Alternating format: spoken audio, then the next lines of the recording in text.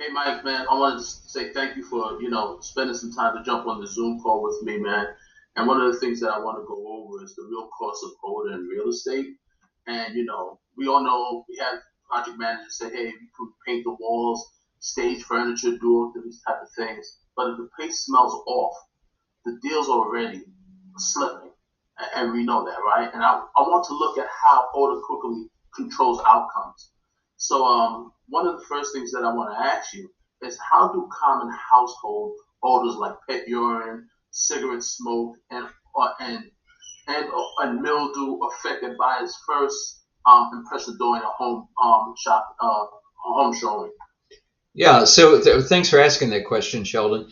So there are three in our industry that you're part of our precious group of odor pros across the nation, and part of the reality is that there are three that are most common and most affect the bottom line of the sale of a house. The top one is cigarette smoke, because people know that the moment that there's moisture in the air, and where you live, there's plenty of moisture that comes around in the spring, Yeah. summer, and fall.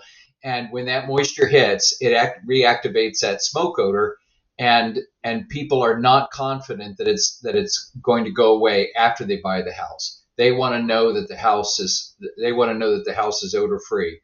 The next biggest one is pet odors, and then the third one is mustiness, just a general mustiness in the air. And that can happen from all kinds of reasons, from water infiltration to just being closed up, not having exchanged the air well from the inside to outside. But there's other things too, cooking odors and so on. But there's lots of things that can negatively impact the bottom line. Well, actually, not just the bottom line, but the first impressions when somebody sees the house, and and then the bottom line of the price that you get for the house. Mm, wow. So, I mean, and that's huge, right? In this industry, especially for realtors, to really know this. But also, in your experience, which type of orders are most likely to cause a buyer to walk away from, even if the home meets their entire criteria?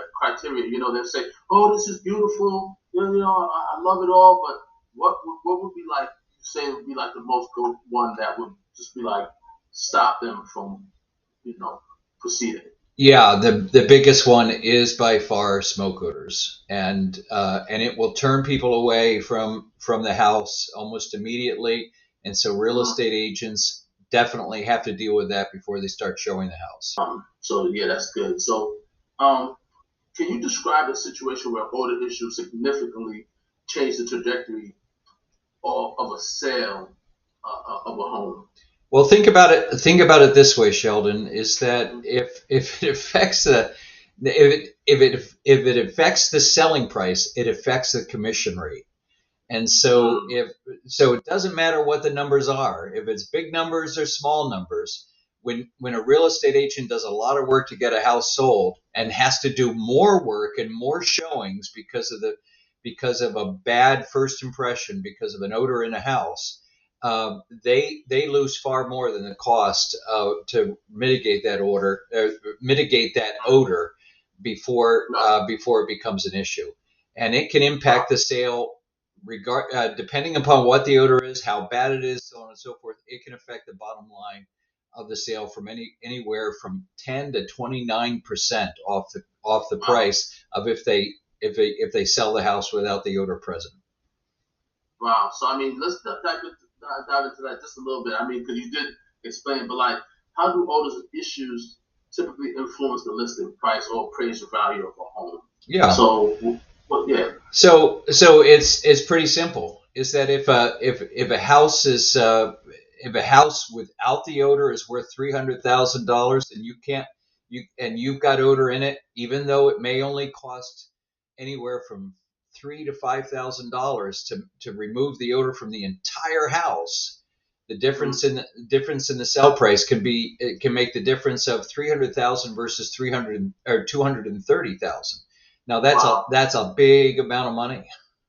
Yeah, especially if you're looking at it annually, right? It's coming out your pocket. Exactly. Yeah, Yeah. an office that has 30 salesmen and lots of houses going through. that turns into millions and millions of dollars of lost revenues. It's crazy. Yeah. Wow. Okay. Quick question: what role do real estate agents play in advising sellers about odor-related risks before listing property? Yeah. So they are the key person. They are the expert in the industry, and buyers trust them and are ready to pay them a lot of money in commissions because they know that they're going to give them the straight scoop. It's in the best interest of both the seller and the real estate agent to have a good plan in place to get the top value for the house that they can. And buyers are the same way. Buyers will look at it, and buyers may look at a house and they say, "Am I willing to take this risk or not?" Just as the president of Odor Pros, I take a lot of questions from individuals who find our site online and they call and they say, "Look, I'm looking to buy a house. It's this many square feet. It's got this type of odor. What am I expecting it to cost us to get rid of that odor, and what's the guarantee it's going to be gone?" And I'm happy to answer those questions. Do you have any data or examples showing how much home value can drop due to unresolved odor issues? Yeah, I did actually look up a few of these, various, not only surveys, but the Environmental Institute of Appraisers and Real Estate Magazine of Cleveland, the Appraisers blog.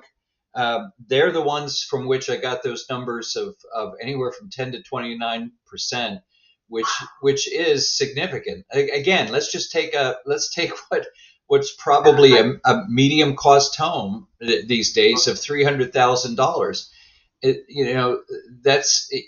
That even by taking 10% off, you're down to $270,000. That's $30,000 that you've left on the table because of the odor.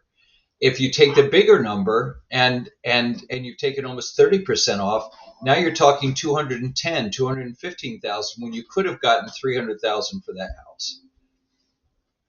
Wow, that's actually a steep percentage. Yeah. Wow, man, I don't want to lose that much in my pocket. I promise you. Yeah, exactly. Because every business is built on two things: authority and trust. And when you can speak with authority as to what those average numbers are, if you don't get rid of the odors, and what those average numbers are if you don't get rid of those odors, what the process is going to take, in the rough ballpark for the price of what the process requires, which I think we probably ought to go into next, is how are these odors mitigated, and then you're going to be the most trusted real estate agent with the highest level of authority if you get this under your belt and can communicate that information effectively.